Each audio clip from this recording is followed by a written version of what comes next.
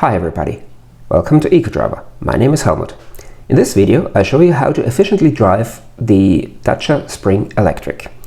Dacia is part of the Renault Group and is known for cars that give you value for money. Simple, reliable and affordable. That's what Dacia is. And now we have an electric car as well. Here we have a 33 kilowatt 44 horsepower electric motor, 125 Newton meters of torque. Battery capacity is 26.8 kilowatt hours usable, unladen weight is 950 kilograms, 2090 pounds. In most markets, this is the cheapest way to drive an electric car, and we try to find out how much we can save on electricity when this car is driven in a proper, efficient way. For that, I do the EcoDriver loop, which is done with all cars I am testing. Here you see the route. First, we need to go out of town, but soon we hit the ascent of about 6 kilometers, 4 miles, followed by some rolling hills and a descent. 19 kilometers or 12 miles of open road through some villages, followed by a motorway section, and at the end 19 kilometers of city traffic. At the end of every section we check the overall and sectoral consumption, and after 75 kilometers or 46 miles and a nice mix of different requirements we get the final consumption. I'll also try to show you how to drive in the most efficient way. That's why the cameras are on all the time, and I'll also give you some tips how to get the best mileage out of your car. I hope you enjoy this trip, the nice weather and the scenery today.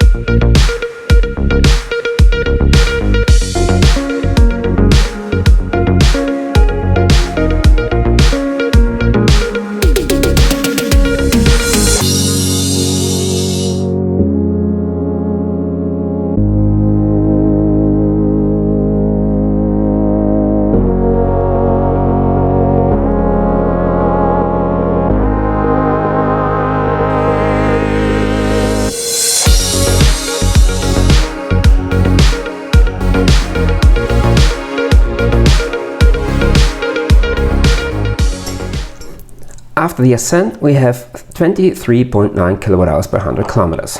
Of course we see the positive effect of the low weight of this car. We will have to pay for it on the descent later on, as the regenerative potential is reduced, but we will see that later on. Here on the rolling hills, and there are some longer and steeper ones to come, I always try to play with the road, use the gradient to my advantage. Accelerate on the way down and use this momentum into the next hill. Maybe reduce the speed slightly on the way up to reduce the energy used, and once the hill flattens, then I can accelerate again. Even better when it goes down, then it happens by magic, or as we scientists call it, gravity, which helps to accelerate the car without any external energy used. We have winter tires on this car already, so it might affect the consumption as well as the heating, which is on at the moment, as it's still rather cold out there. The car is recuperating once you lift the foot off the accelerator. I prefer if it wouldn't, but it is what it is.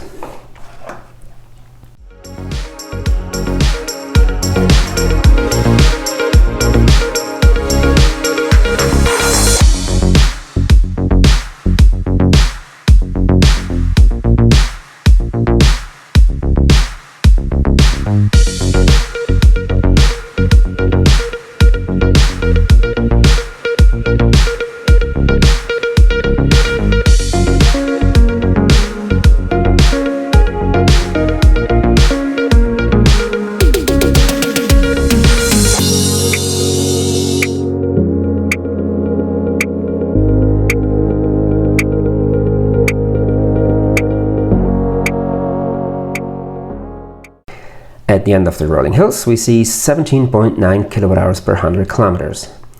We are now coming to the downhill section, and we need to see how the relatively small motor with only 33 kilowatts is able to cope with the demand of braking energy, which will probably exceed the regenerative capacity of the motor.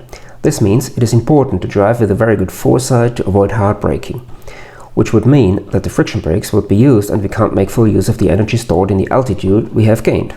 Also try to use the momentum out of the steeper sections to cross the two flat sections we have on this downhill, and so avoid to use extra energy to keep the car at speed. You see already the 3 out of 3 bars charging in the power gauge. Despite me just gently stroking the brake pedal.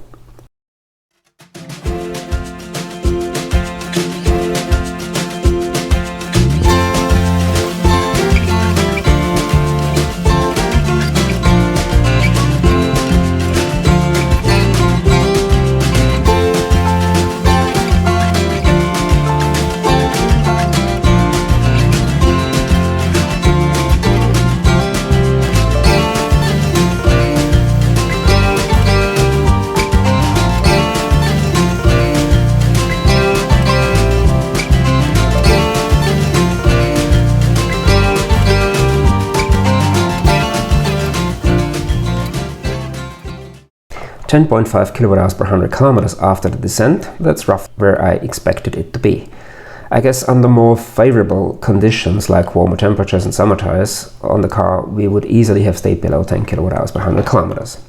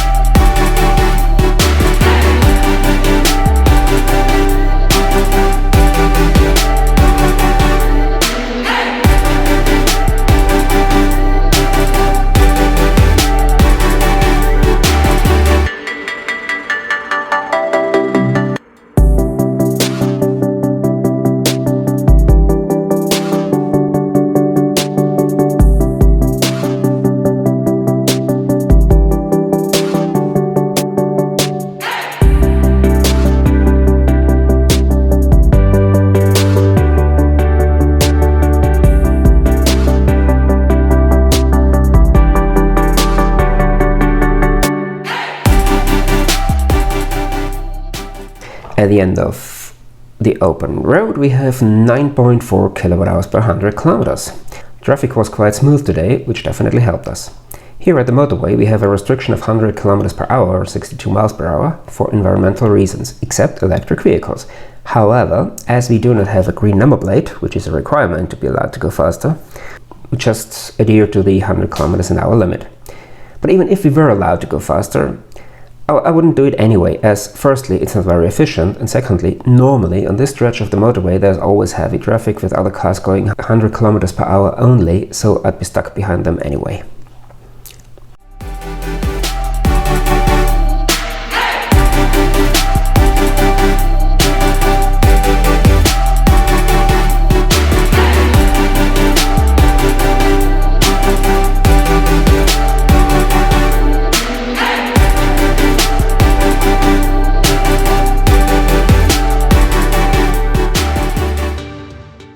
At the end of the motorway we have 10.5 kWh per 100 km, which is a bit less than I have expected, as this is definitely not this car's natural habitat.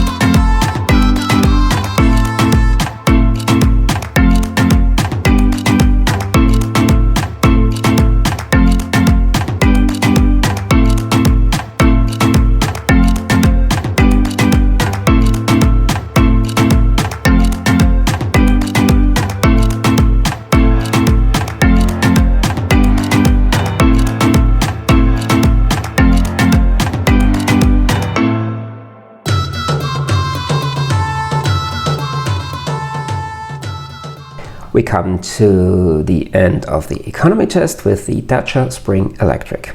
And I have to admit, in city traffic, I already like this car. The way it handles through traffic and its size, this is definitely where its strengths lie. Now let's park in here and we see 9.9 kWh per 100 kilometers. Ha! First time below 10. Now stay tuned for the second part of this test, which is the mountain consumption and recuperation test. For this purpose, I do a loop up and down a mountain 4 times. You see the loop here. I change direction every time we come to the lowest and starting point, which is marked in blue. There and at the highest point in red, I take the consumption, and at the end we analyze the details and find out how good this car regenerates. This is also a very nice and scenic route, so stay tuned.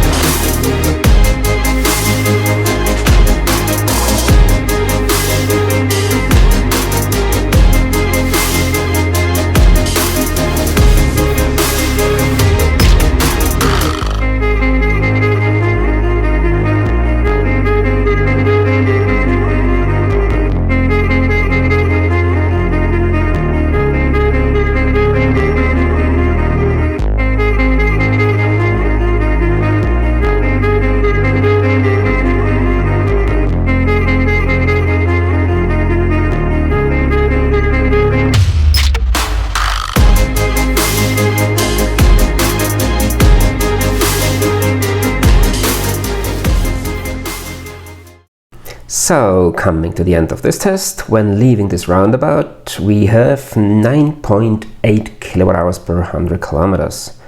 Wow, that's not bad, given that we are 0.1 kWh per 100 kilometers below the consumption of the big loop. And now, let's analyze this. So, let's have a look at the data for the economy test of the Dacia Spring Electric. We see the results here, and it's obvious due to the low weight of the car, the uphill consumption is very good. However, on the hilly section and on the way down, we see the downside of the low regen rate and the low weight. We come to this in more detail later on. On the motorway, the consumption was okay. However, as I was driving in eco mode throughout, maximum speed was restricted to 100 km per hour, 62 miles by the car. In normal mode, you could go 125 km per hour or 77 miles per hour. We weren't allowed to go faster anyway, so it was okay.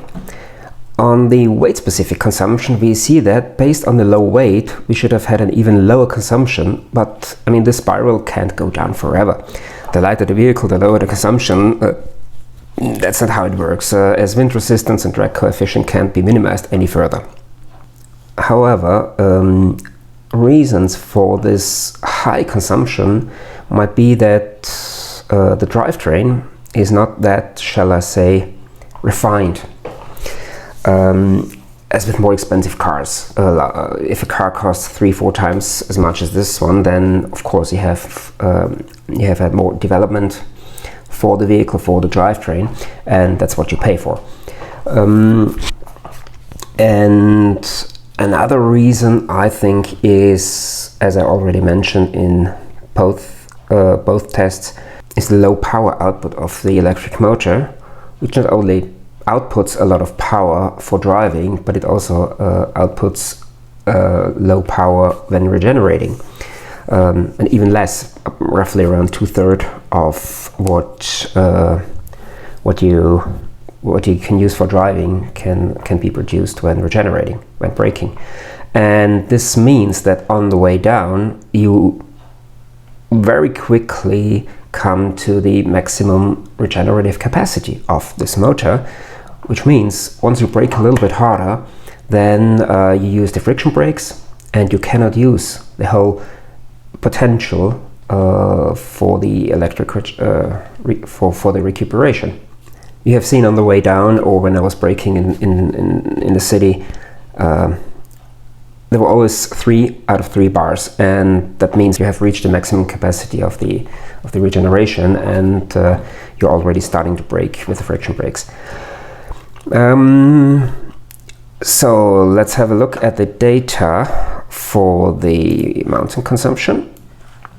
Overall, yes, you see here 9.8 kilowatt hours per 100 kilometers. That's very good. I mean, it's just 0.1 kilowatt hours per 100 kilometers less than we had on the big EcoDriver loop. However, if we look at the recuperation rate, it's 0.26 or 26%. 26% of the energy that we have used to go up has been put back into the batteries. Normally we are around 40-42 with a range of 35 to 49%. That shows that, as I have already mentioned before, I guess the drivetrain is not as refined as with more expensive cars, and the engine is simply too small to produce lots of energy. So what do we learn from that? Basically, don't brake too hard. I mean, don't cause an accident by crashing into something just because you don't want to brake, but try to read the road ahead of you, try to drive in a way that allows you to brake gently and not having to hit brakes hard, and just drive with a good foresight and see what's happening in front of you. So that allows you to stay within the range of the regenerative capacity of the electric motor, and therefore you can reduce consumption and increase mileage and the range of the vehicle. I mean, don't get me wrong, the Dacia Spring is still a very efficient and a value for money car. We cannot expect the same refined technique as we have with cars that cost 3, 4, 5 times as much. If you want to see more of what I'm doing, then you can subscribe to this channel, and if you hit the notification bell, you won't miss any new video. That's been it for the Dacia Spring. Thanks for watching, take care, see you soon.